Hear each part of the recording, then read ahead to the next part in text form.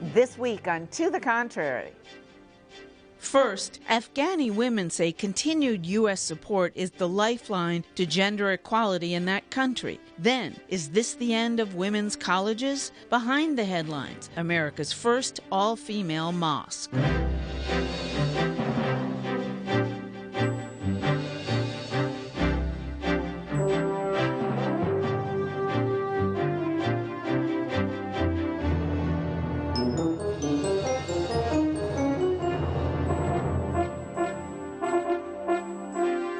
I'm Bonnie Urbay. Welcome to the Contrary, a discussion of news and social trends from diverse perspectives. Up first, the women of Afghanistan.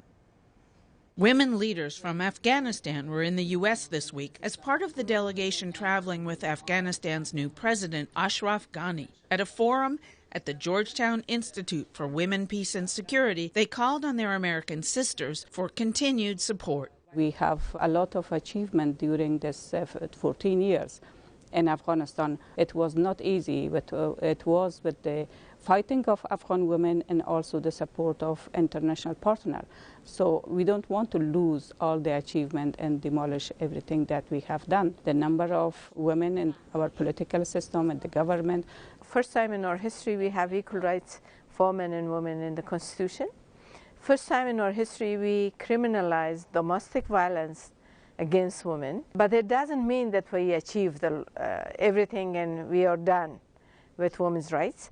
We still suffer from a lot of violence and discrimination in the country. The mob killing of an Afghani woman falsely accused of burning a copy of the Quran underscores the fragile nature of women's gains. But these leaders say there's cause for optimism. Thousands of not only actually women, actually men came out. Men were crying, and men are still crying for the right, for justice. For the first time ever in the history of Islam, women got together and they said, we are going to carry her coffin ourselves. And for the first time ever, actually men were surrounding the woman, making sure that they were protected, and they were doing that properly. For the first time, it was the woman actually that they put her coffin within the grave.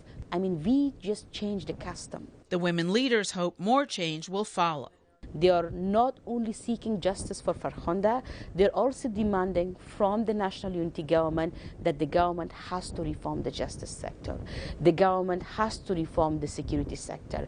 The government has to bring women in this sector and make sure that they are not discriminated.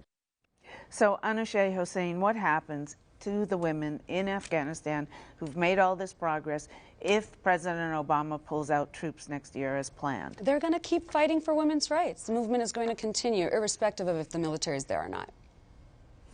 And I think we have an opportunity for this to be a global movement where we're supporting these women. And let's be honest, Afghanistan's got more women in elected office than we do, so let's not lose hope. Increased implementation. Laws are not enough. We need to make sure it translates to the ground. Okay, so you say they're going to be fine without U.S. troops there? Well, I think that the focus that it keeps, the international focus on women's rights and girls in Afghanistan is very important. But let's not kid ourselves. The military is not going to deliver women's rights and liberation for Afghanistan. I mean, remember, what was it, like 10 years ago that George Bush declared them free? Well, we know that's not how it works. And I think too often when you work in Washington, I've worked on this issue and lobbied for it for over a decade, we get so caught up with, oh, we got a legal change, we got a political change. This is very important, but ultimately it has to be homegrown, organic, and cultural. What we just saw with those women carrying that woman's body, that's what we need. That was revolutionary. As a Muslim woman, I've never seen that. It's just never seen You've never seen women carrying a coffin? The body, yeah. And protected by men. Usually would be a woman-only funeral. Exactly. I think what's very powerful and why I keep emphasizing implementation is that with the military withdrawing, it's important that U.S. not lose sight of Afghanistan. And the way to do it is through technical assistance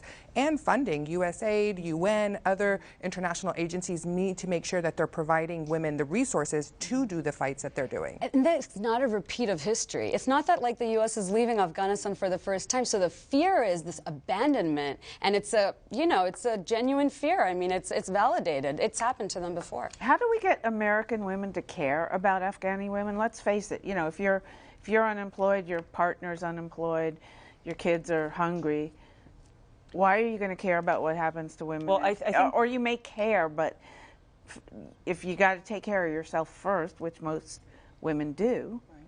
Well, I think what was said, again, we're in simpatico today. I think this, for example, USAID is very, very important. I had the privilege of speaking in Bangladesh as a keynote, and the women of Afghan, the elected women, were there. And they were unbelievably impressive. I must say, of all the elected women from Southeast Asia that were there, they were the most impressive contingent. They're unbelievably well educated, unbelievably articulate. There's huge challenges here, let's not kid ourselves. But there's also far more strength and infrastructure there within the culture itself among the Afghani women than we often give them credit for. So I would say it's going to be organizations like USAID being present, bringing women, American women, other women in to talk, to support, to challenge, to encourage, that's going to make a big difference over time. And I'll also add, I think there's a role for microfinancing and lending, where we're giving women economic empowerment so that they can own their future, they can provide for their families, and it gives them a level of independence. And I think when we continue to see that here or wherever women are repressed, they'll be able to strengthen themselves in their position. And speaking of strengthening their position, you're the only one on this panel who agrees with the Afghan women that, and you would think that they would know something about their own situation more than we know, that troops should stay. Why?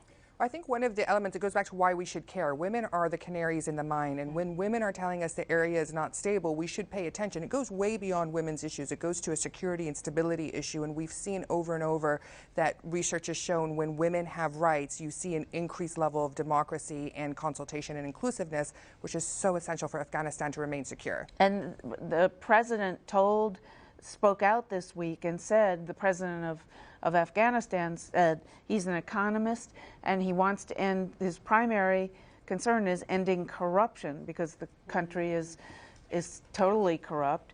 How important a role do women play in that? Women play an absolutely essential role when you're talking about corruption. Even when you look at the issue with Farkhunda and the issue of police standing by, it really ties into the issues dealing with corruption, to security sector reform when you're talking about police and military, as well as President Ghani was saying, one of his goals is to actually reintegrate the Taliban back into the community. And if women are not at the forefront of that conversation, you may have a reintegration without de-radicalization, which is dangerous. Well, I agree with you that the security is really important, but we also have to remember that everything has been happening in Afghanistan with the presence of the U.S. troops. So I have an issue with the U.S. military safeguarding women's rights. A complete pullout would, of course, create... I mean, well, they're not safeguarding women's rights. They're keeping the Taliban from recapturing the country, and that would be horrendous for women to go back to. And I don't disagree. I just think that it's important to learn from Iraq. I think it's very important to do, if we do have a withdrawal or when we have the withdrawal, it's just be responsible. Exactly. And what has happened to the women of Iraq since the U.S. pulled out? Women of Iraq, unfortunately, have gone backwards. I mean, we've seen them, any gains that they had, I wouldn't even say in the last 10 years, but from the 1960s have been erased. And at this point, their only concern is staying alive. The concept of fighting for women's rights right now is just a far dream when you have the country really in the midst of chaos and violence. And is ISIS close to putting troops, and are they active in Afghanistan at all? Well, we heard from President Ghani that was a concern, and I think that what we're seeing is that this is truly global. I mean, you have ISIS having pledged allegiance from Libya, from Nigeria, Mali's not far behind, so I don't think it's a stretch to think Afghanistan and Pakistan will have stronger networks moving forward. And what do you think we should do about it? Well, I think, again, this whole idea of military withdrawal, it's how we handle it, it's how we do it. Iraq conveniently, sadly, offers us some very, very telling observations. What I loved, again, I'm really loving everything you're saying today, by the way. When you said canary in the coal mine, women are the canary in the coal mine, I think that's a brilliant statement that is so true. I think we need to pay attention to that in how we do this military withdrawal, though I would say the sentiment of the American public is irrefutable. We can't stay there. So how do we manage it in a way that the American public can swallow, that politically Obama can carry forward is the challenge. One last question. Will women be at the peace talks? They have to be. They better be. They better be. They better be. If the Taliban are part of the talks, how does that work? They won't. I think it should be a non-negotiable. I think so too, exactly. We need to have women at those discussion tables. Yeah. Well all right. Let us know what you think. Please follow me on Twitter at Bonnie Urbay or @ToTheContrary. From women leaders to women's colleges. Women-only colleges may be headed for extinction. The most recent casualty is Sweet Briar College, which will close this May. In the early 1960s, there were between 250 and 300 women's colleges in the U.S. and Canada. When Sweet Briar closes, there will be 44. The school's president blames a lack of interest among younger women in attending single-sex schools, but it's not universally seen as a bad thing and may be a sign of success for the women's movement. Research shows in recent years, women attend co-ed colleges at higher rates than men. So, Sam Bennett, is it progress for women that they're not feeling that they need women-only colleges anymore? I think this is further evidence of what I would describe as our biggest problem in the women's movement or the American public at large, is we don't see that we have a problem. When we look at the statistics of how poorly women are represented politically, we rank 97th in the world in the number of women in elected office. And you can just rattle off 1,000 statistics just like that. Number 20 in the world on the World Economic Forum. Absolutely. Where we used to be number much higher. one. Number one. So I think our biggest problem is that we walk around as American women thinking we have it all going on when nothing could be further from the truth. And there's irrefutable evidence. The Girl Scouts have done the best job around this, I feel, that when women go to all-girls schools, colleges, and when young girls go to all-girls schools, they outperform both men and women academically. Why is that? Well, they're existing in a sexist-free environment where they can truly blossom and truly be themselves. Your average American woman, as soon as she walks out of her door, I don't care where she lives in America, she's walking into a sexist environment. That is the groundwater we drink, that is the air that we breathe. And the only place you're safe from it is maybe a convent or an all-girls college, right? So, what's the answer here? I think we've got to wake up and smell the coffee. That girls schools... You went to an all-girl college? I wish I had. But all-girls schools... Because I did. Actually. Ooh, what do you think? Well, I went to Barnard, which is, of course, part of Columbia, and so it was an all-women's experience in some ways, but you could take classes at Columbia. So it was both, really. The best of both so worlds. I can't tell you that, like Sweet Briar, where it was all girls and only girls on campus. But if I could say, okay, Bonnier Bay, you've been doing this show for almost 25 years. It's the only show like it in America. So therefore, and America is has the biggest, economy in the world. So here we are. You're at the top of the heap. And where did she go? An all-girls college. Case closed. All right. Your thoughts? I think that's a very fair point. This is my turn to agree with you. I went to an all-girls high school, and once I entered into college, I could see just my level of confidence. I was playing basketball, sports, everything in the high school that I never second-guessed. And once I entered college, I was finding myself trying to withdraw a little bit more. I do think that your point about us thinking we have as many rights or as many privileges as we do and not recognizing problems is spot on. We're really seeing this over and over in terms of us really finding ourselves not having the progress or the liberation that we want. And if we do, it's on a very superficial level. I'm kind of torn because I feel like the millennials have such a more progressive view and gender relations in general. So I feel like maybe this is a little outdated and maybe we should thrive together instead of separately. That being said, I have many friends that went to all-girl high schools, colleges, and they loved it. And then some who were horrendously bullied, so I don't know. That's a good point. Well, and I think this is indicative of higher Bullied by education other right now. women? Yeah, like I feel like the level of kind of mean girls is a little bit more intense, but maybe that's a big stereotype too. I think this is indicative of higher education and just the changes in our higher education system. I think you're seeing a lot of these colleges that are falling away because they're not demonstrating the value to customers, to millennials, to younger people as they did before. And we'll continue to see this. What we really need is higher education reform from a broader perspective that allows us as individuals going in to craft the kinds of educations that moves across disciplines and industries. And I don't think we're seeing that with some of these schools. Well, and a lot of the women's schools that used to be all women's schools are admitting men too, just as all the Ivy League male colleges. I remember I applied to college the first year that Yale was accepting applications from women. It had been an all men's school for all of its history. Is it possible then to maybe start thinking about all women's dorms, classes within a university system? That's pretty much what Columbia has turned Barnard into now. Well, I think the issue is to your point. I think what we have is, again, that disconnect issue, right? We think we're one place, and in truth, we're over here. We're the frog in the boiling water. That's what we are right now in this issue. So I think it's a public relations issue. I think it's a communications issue. I think we have to talk about the inordinate benefit that is enjoyed when we give women, as you so eloquently put, that experience of being around other women, that confidence factor. That is the single biggest thing. And we all are familiar with that classic middle school girl fall off the cliff syndrome, right? Girls are fine until they get to middle school, and then all of a sudden they disappear. Why? Because they can't compete successfully with the boys. Why? Because they're in a sexist environment. None of us intend to create that sexist environment, but it exists. But, you know, and you talk about millennials being more egalitarian, but if you look at campus sexual assault. Well, campus sexual assault, first of all, which either didn't exist or just wasn't talked about when I was in college. But secondly, look at Silicon Valley. Yeah. Look at young millennial women are being squeezed out. No matter how equal they think they are, when they show up, they're not. I also feel like they are fighting back and calling it out with a vigor that, you know, I don't know, I just feel like we haven't seen it before. And I think that's why we're having a lot of these discussions. I don't think campus sexual assaults just started in the past 2 years. I think women are just saying, no more, no more. Across the board.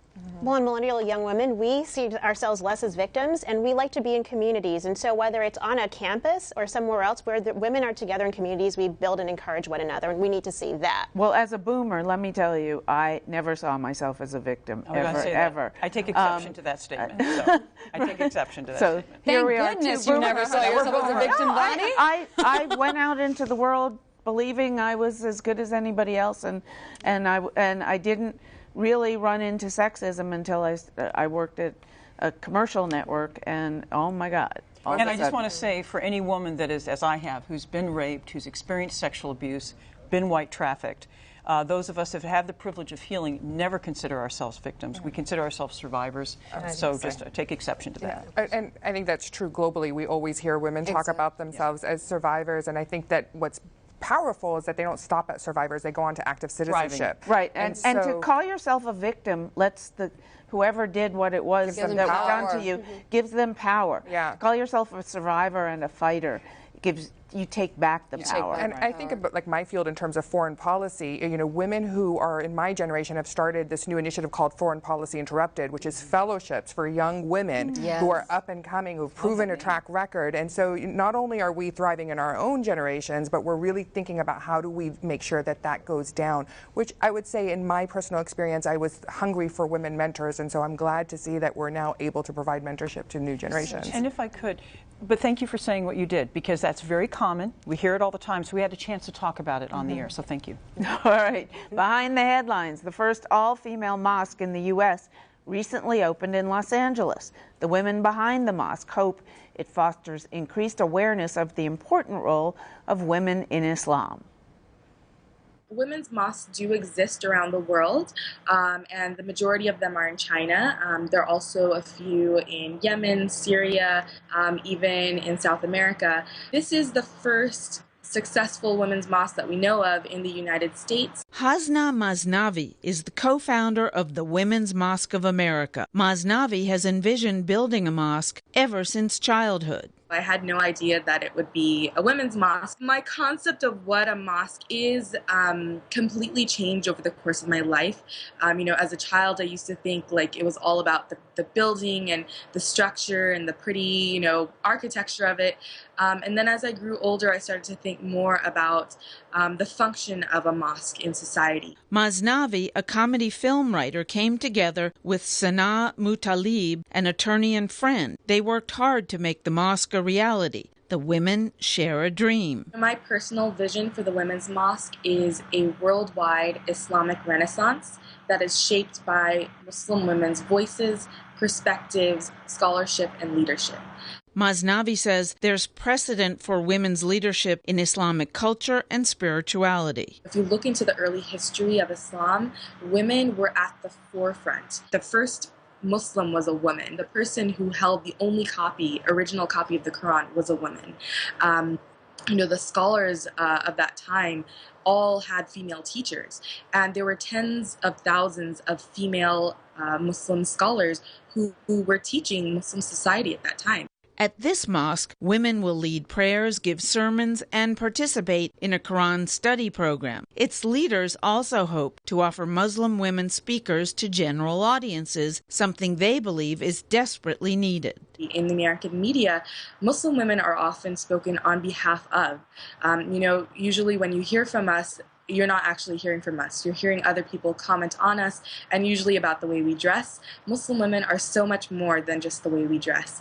We're doctors, lawyers, comedians. The youngest Nobel Peace Prize winner was a Muslim girl. There is no dress code at the mosque. It's come as you please. Right now, Friday services are held once a month. They don't want to replace traditional mosques, but act instead as a complementary resource. This is a place of empowerment that women can come to, grow, learn, and grow closer to their sisters in faith, and then return to their existing and local mosques and help make them stronger. This project and this mosque comes from a place of love and inspiration. It's not a reaction to the state of mosques, although we do attract a lot of people who've had bad experiences in mosques. Really, this is a callback and a celebration to the rich legacy of female scholarship and leadership within Islam that we'd love to see flourish more today. So, do you think, it troubles me a little bit, I have to say, that here these women are taking a great stand and empowering themselves and other Muslim women, and yet they only offer it once a month as a compliment. Why shouldn't it be an everyday mosque? I think that's very important that women remain integrated in the primary mosque interaction so that young men, boys, the imams are held accountable for including women. Because one of the fears is you then begin to marginalize women. It's always the concern of having a Ministry of Women's Affairs when we're talking about transitional countries. We don't want it to be parked in one area. So I think it's very smart. It's very strategic. I was very happy and proud of these young women who are taking initiative of something that I personally have always sought out. Because in those day-to-day, so 3 days out of the month you're going to these imams, you're fighting, whether you want to or not. It goes back to your comment about women's campuses. You're entering into a patriarchal building, no matter what the intention is, and it's exhausting and draining. So that once a month to be able to go and be surrounded by your peers, be able to be completely comfortable to nourish your spirituality and not have to elbow your way to the table is powerful. Okay, interesting that you say you need to lead, be an example to boys. Are men changing?